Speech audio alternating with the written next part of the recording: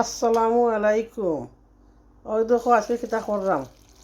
আজকে আমি লতা দিয়ে ইলিশের কল্লা দিনে ইলিশের কল্লার কাটা দিয়া আজকে আমি লতা রান্না করছি না। এই সাদি নাই ইলিশের কাটা দিই রান্না। ওই দেখো তো এর মাঝে দিছি আমি কিছু বাং মাছের শুকনা ফুটকি দিছি আর কি।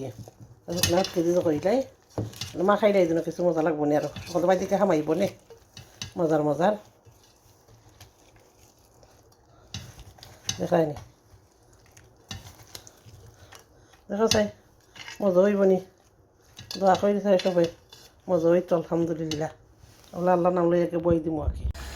ওই দেখো গো তো হয়ে গেছে আমার আলহামদুলিল্লাহ।